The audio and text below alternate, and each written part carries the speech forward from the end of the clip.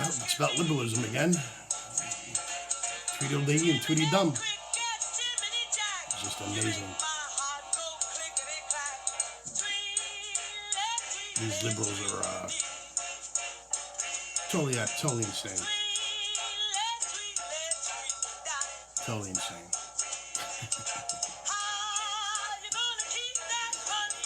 Oof, liberal logic. Liberalism. Logic's retarded cousin. That's how I call it. Well, truly amazing. Truly amazing. Well, as we're getting close to round 2 of this medical tyranny performed by these liberal buffoons and governors and legislators, I'm just going to say it again. I'm always going to say it. Liberalism is a mental disorder. Liberalism is a disease. It's a cancer-like disease that's plaguing America and Americans morally, spiritually, and economically.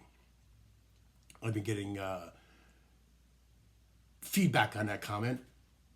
People Googling the definition of liberalism from Google and stuff like that. You just got to laugh. You know, they don't even know the difference between progressive liberalism and classical liberalism, etc., etc. So here we are. It's December. It's Saturday. What, December 12th, I believe. Let me see. It is. Give me 1 second. Yep, December 12th, Saturday, 8 p.m. And here we are home, getting ready for the other lockdown in the what I call New Yorkistan, formerly known as New York State.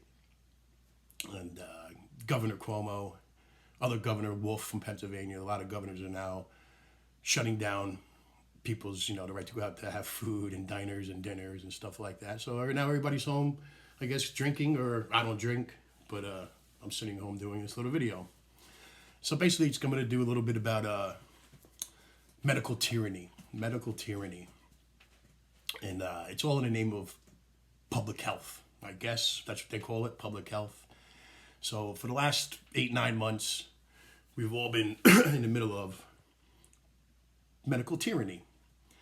It's like I said, it's in the name of public health. And in it, our churches, our synagogues, our businesses, our schools, all suffered shutdowns at the whim of petty tyrants like Andrew Cuomo, Bill de Blasio, Governor Wolf, just petty tyrants. Okay? Tens of millions of Americans have been injured as a result of this. Actually, matter of fact, all of us have been injured by certain degrees in assaults on our God-given rights. They're just taking our God-given rights away. Forget about our constitutional rights, because our constitutional rights come from our God-given rights. And we've been forced to wear masks. We've been forced to social distance. We've been forced to do, wash your hands. Everybody should wash their hands anyway, but we're forced to do things that we really, you shouldn't be forced to do. It should just be common sense. And, slow the curve down. We're wearing masks to stop the spread now. Now it's to stop the spread of this COVID-19 or coronavirus, whatever you want to call it. But in fact, it's to compel subservience. It's for us to, they want to see who's going to comply, who's going to obey. We got to be subservient.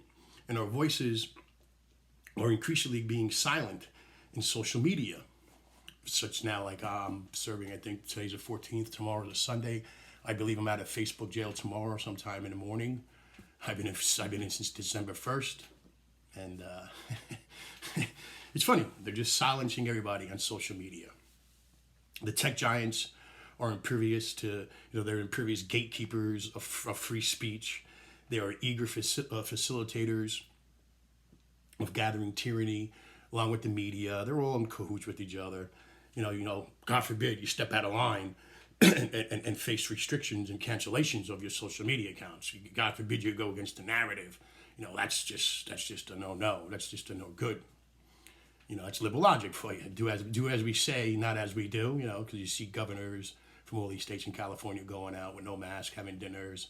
Andrew Cuomo having press conferences with masks on early in the stages. But meanwhile, before the press conferences come out, They have no mask on. I've seen it firsthand with my own eyes, because I live in New York, and or New Yorkistan, as I want to call it. And God forbid, men and women who dare speak out in dissent, or for just simply exercising the First Amendment, are cruelly doxxed, by this cancel culture, this woke crowd. It's just another means of censorship and punishment for non-compliant people. And that's why I say liberalism is a cancer, because being non-compliant spreads like a cancer into corporations, into organizations, into social media.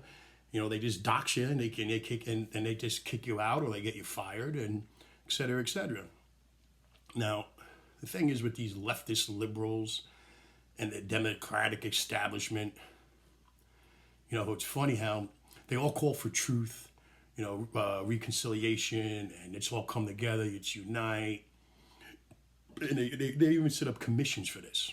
That's the whole thing. We're collectively setting up commissions to unite each other.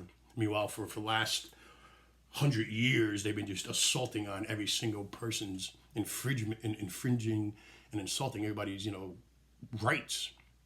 And especially the last 4 years, where it's just so blatant how they're just conspiring to destroy a sitting president and just spreading false propaganda and narratives.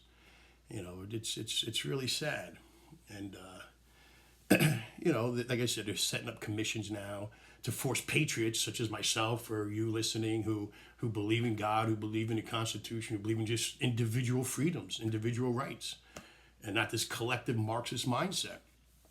And they're setting up commissions, or they want to keep track of people who think like this, and they're basically forcing patriots, Americans, to repudiate and support their tyranny, and express allegiance to their liberalism and their collective structures and strictures, and and if God forbid, if you fail to comply, you will be met with punitive actions along the lines of communist China, eventually evolving into a more sinister Fourth Reich type deal, with some kind of social credit system. It's be cool, I'm a cool guy, you're a cool guy. If you agree with our narrative, yeah, you're cool, you can stay on and spew your nonsense and spew your hate. But God forbid, if you dissent and you have a different opinion, oh, you're a racist, you're a Nazi, you're anti-Semitic, you don't like black people, you don't like white people. If you're a Christian, you're an evil white or black Christian, or the Christian male, the white black Christian male, the white black Christian female. We're just being assaulted, and they're using scare tactics for the minority communities. About this coronavirus. If you're a minority or a black person, you're 5 times likely to get to die from coronavirus. This and that. It's all hogwash. It's all buffoonery. Like I say, the liberal buffoonery, and the way they get it, and the way they get away with it, is what I would like to say. When you can't dazzle people with brilliance, this is liberal logic. This is how liberals think, and usually they're really educated. But they're educated beyond their intelligence. There's a difference, just because you can read something, and it doesn't make you smart because you have a degree. Because you have no common sense. What good's a degree if you have no common sense? But this is how the liberals operate. They're very cunning. And what they do is, if they can't dazzle you with brilliance, which most part people, they don't have any brilliance because they can't think on their own individually. So what they do is, when they can't dazzle you with brilliance, they baffle you with BS. They talk about whataboutisms, what about this, what about that, but they never, ever, ever, ever answer a direct question. They have no reasoning skills. They don't know how to reason.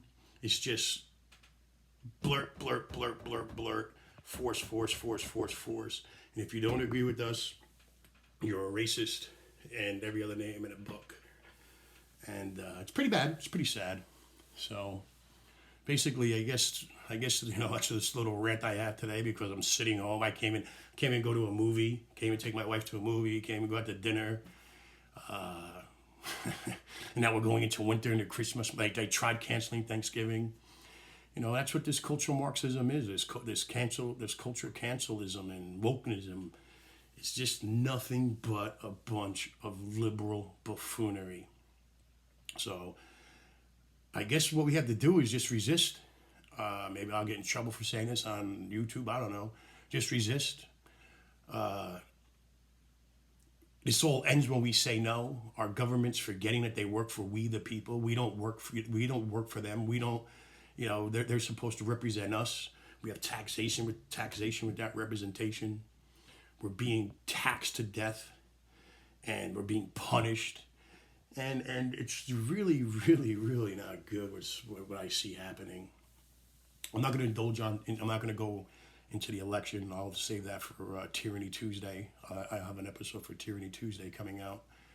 It'll be a month since my last post on Tyranny Tuesday, and a lot of my predictions are coming true. It was 4 weeks ago. I said what's going to happen, and it looks like it's coming true. But for the last 3 weeks, everybody's hearing all these legal heads and constitutional scholars, or I was a little caught back though by the lawsuit of Texas.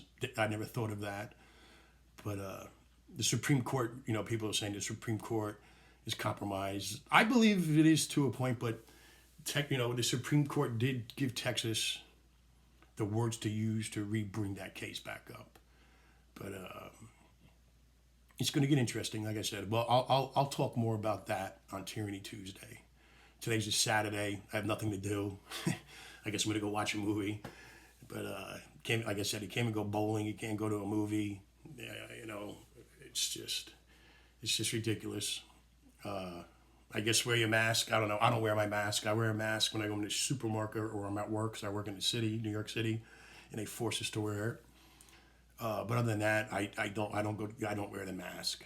I refuse to, and it's not being selfish. I know people want to say self. Nobody says anything to me. They may give me a look, but I'm not. It's not being selfish. It's just me using my God-given right. And like I said, I refuse it. I refuse to do it. And anybody says anything, I just tell them I'm an activist. I tell them I'm an Antifa guy, or I'm a BLM guy. And I'm just a political activist. I always get a laugh or ugly stare, but it is what it is. So, like I said, we're in the second phase of medical tyranny, and it's really bad. It really sucks what's going to happen. But everybody, just keep your heads up.